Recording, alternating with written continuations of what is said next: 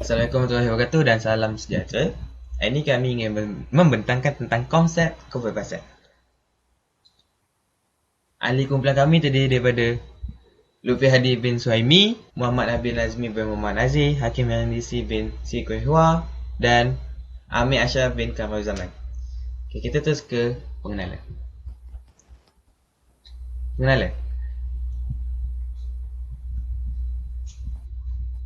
Umat Islam masih ada yang keliru.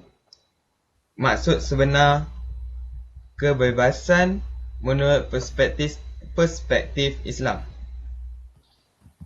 Rata-rata memahami kebebasan ialah kebenaran atau pelepasan untuk melakukan apa sahaja menurut hati dan hawa nafsu, biarpun bercanggah dengan kehendak agama atau bertentang dengan nilai kemanusiaan. Kebebasan adalah kepuasan seseorang untuk memilih melakukan sesuatu perkara yang tidak mengikut undang-undang yang telah ditetapkan.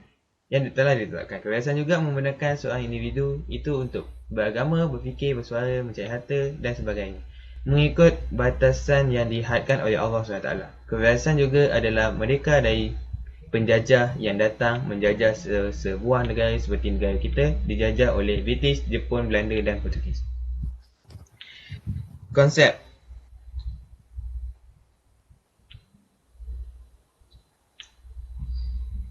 Seterusnya konsep definisi kebebasan difahami sebagai satu istilah yang menekankan kebolehan seseorang individu untuk bertindak mengikut kehendak sendiri tanpa sebarang paksaan. Kebebasan juga tidak membebankan seseorang dalam melakukan suatu pekerjaan. Sebagai contoh, masyarakat bebas melakukan sebarang pekerjaan mengikut kehendak mereka tanpa sebarang paksaan yang membebankan mereka. Di dunia ini terdapat pelbagai fahaman tentang kebebasan, antaranya bagi seorang yang berpegang kepada fahaman individualism dan liberalism, mereka memahami kebebasan sebagai ketiadaan paksaan atau ugutan luar. Sosialism pula memahami kebebasan sebagai pembahagian kuasa yang sama rata di dalam masyarakat dengan mengatakan bahawa kebebasan tanpa kesemarakan adalah serupa dengan penjajahan oleh mereka yang berkuasa. Seterusnya, kefahaman kebebasan bagi budaya barat pula ialah manusia perlu menggunakan akal sepenuhnya supaya hidup menjadi lebih baik dan maju. Kesimpulannya, kebebasan mempunyai pelbagai maksud dan makna mengikut pelbagai kefahaman masing-masing. Agama Islam juga amat mementingkan kebebasan kepada umatnya kerana agama Islam bukanlah sebuah agama yang membebankan umatnya, malah meringankan beban dan memudahkan umatnya. Oleh hal yang demikian, kebebasan merupakan suatu perkara yang sangat penting bagi umat manusia. Hal ini demikian kerana manusia tidak boleh ditindas dan mereka inginkan kebebasan dalam kehidupan mereka. Seterusnya saya serahkan pembentangan ini kepada Hakim Handisi. Terima kasih Nabil. Baiklah, saya akan membentangkan tentang masalah konsep kebebasan. Pada zaman yang moden ini, ramai umat Islam yang salah faham akan konsep kebebasan. Islam menegaskan bahawa agama Islam adalah agama bebas dengan mempunyai batasan ataupun lebih terang lagi bebas tetapi terikat. Jadi ramai umat Islam yang salah faham pada bahagian batasan dalam konsep kebebasan. Hal ini menyebabkan berlakunya banyak isu murtad atau pertukaran agama. Mereka menganggap kebebasan ini ialah boleh melakukan apa sahaja menurut hati dan nafsu biarpun berlawanan dengan hukum agama Islam. Hal ini kita dapat huraikan, sepertinya umat Islam semakin lama semakin jauh meminggirkan agama Islam dan menggunakan alasan kebebasan. Mereka terlalu mengikut apa yang datang daripada barat, sedangkan semua yang datang daripada barat tidak elok. Perkara ini telah bercanggah dengan agama Islam, malah melampaui batas. Jadi di sini ulama dan kerajaan di Malaysia harus memainkan peranan masing-masing dalam menerangkan pengertian konsep kebebasan dalam Islam. Dalam agama Islam kerana sesungguhnya sudah nyata kebenaran daripada kesesatan. Oleh itu, sesiapa yang tidak percayakan tagut dan dia pula beriman kepada Allah, maka sesungguhnya dia sudah berpegang kepada simpulan yang teguh yang tidak akan putus. Dan ingatlah, Allah Maha mendengar lagi Maha mengetahui. Surah Al-Baqarah ayat 256.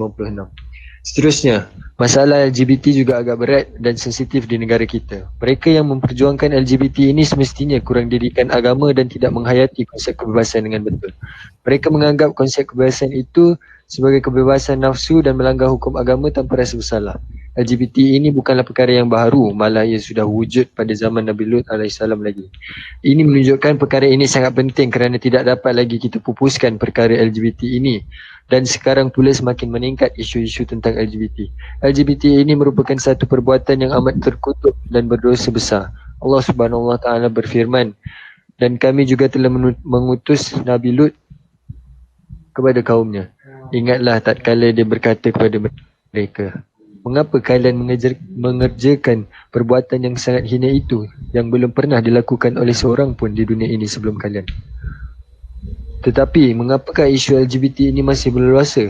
Ini semua adalah tentang konsep kebebasan ataupun persalahfahaman tentang kebebasan ini. Jadi umat Islam yang lain juga perlu memainkan peranan dan dalam menasihati orang-orang yang terlibat dengan LGBT ini.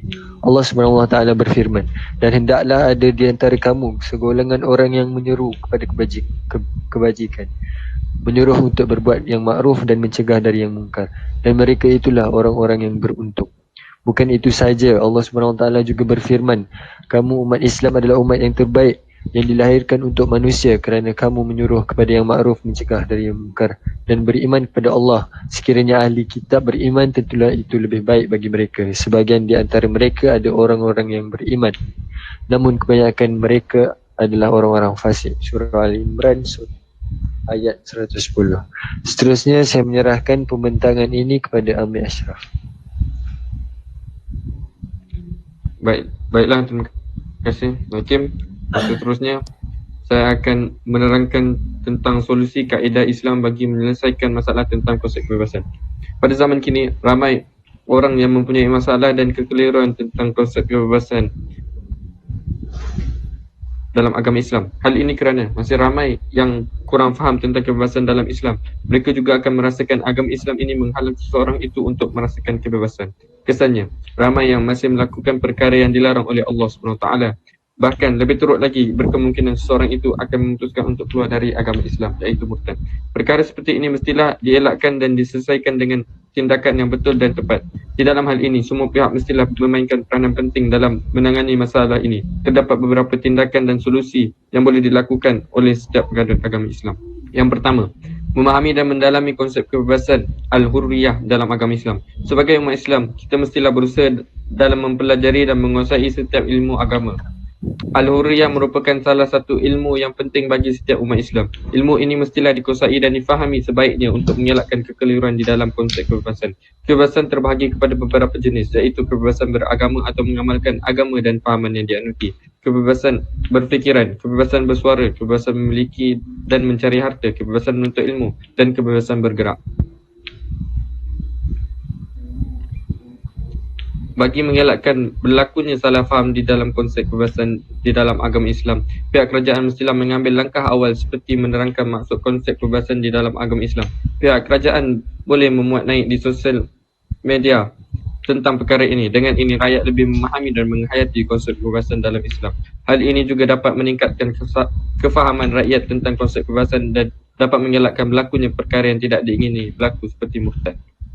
Yang kedua, menangani masalah LGBT di Malaysia. Kini LGBT merupakan salah satu masalah terbesar yang berlaku di Malaysia. Golongan ini tidak lagi takut untuk mempamerkan diri mereka dan tidak lagi menyembunyikan diri. Bahkan lebih teruk lagi, golongan ini menuntut hak mereka, sedangkan perkara yang dilakukan oleh mereka terang-terang sudah bercanggah dengan agama Islam. Jika masalah LGBT ini tidak dibendung, maka kesannya akan mendatangkan keburukan kepada negara. Perkara ini telah dibuktikan sebagaimana yang telah diceritakan di dalam Al-Quran. Firman Allah dalam surah Hud ayat ke-82. Maka apabila datang masa pelaksanaan perintah kami jadikan negeri kaum Lut itu diterbalikkan, tertimbus segala yang ada di muka buminya, dan kami menghujaninya dengan batu-batu dari tanah yang dibakar menimpanya bertalu-talu. Seterusnya, saya serahkan presentation ini kepada Lutfil. Okay, saya akan menerangkan tentang hikmah. Antara hikmah dan konsep kebebasan dalam Islam ialah tiada paksaan dalam beragama. Setiap individu boleh menganuti agama masing-masing seperti Buddha, Hindu, Katolik maupun Ortodoks. Dan dalam firman Allah yang ditunjukkan di masalah konsep di atas bahawa ayat ini mengilustrasikan bahawa Allah tidak memaksa manusia untuk menganuti agama Islam, tetapi memberi pilihan kepada manusia untuk memilih agama mereka masing-masing, sama ada yang benar maupun yang sesat. Terdapat banyak contoh dan kisah individu yang menukar agama mereka daripada agama lain kepada agama Islam. Sebagai contoh yang terdekat, Ustaz Abid Liu yang merupakan agensi NGO yang banyak membantu mereka dalam kesusahan. Beliau juga banyak membantu orang yang bukan Islam dalam menghadapi kesukaran di seluruh negara. Dengan cara seperti ini dapat meyakinkan mereka untuk terbuka hati menganuti Islam. Selain itu, terdapat juga hikmah lain dalam konsep kebebasan Islam, iaitu Islam sangat mengambil kira kebebasan bagi setiap individu dan masyarakat dalam majoriti urusan kehidupan mereka.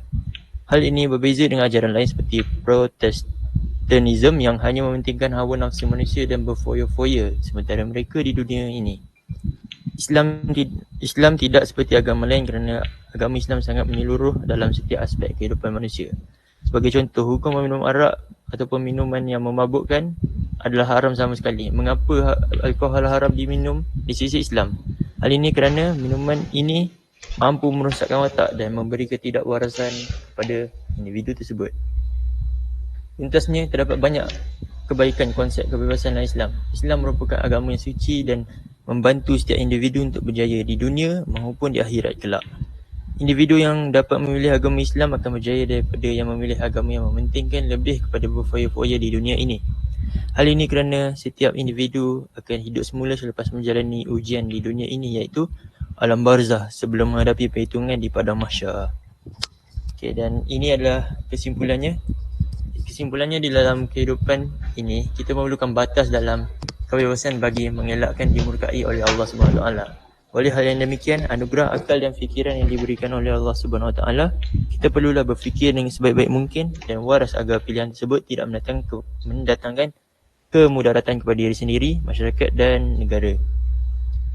Terusnya, kita juga hendaklah mengelakkan diri dari fahaman liberal yang memberi impak negatif kepada diri, masyarakat dan negara. Hal ini kerana fahaman ini memberi pelbagai keburukan kepada pelbagai pihak. Dan itu saja daripada kami, dan ini daripada sumber rujukan kami. Sekian, terima kasih. Billahi taufiq hidayah.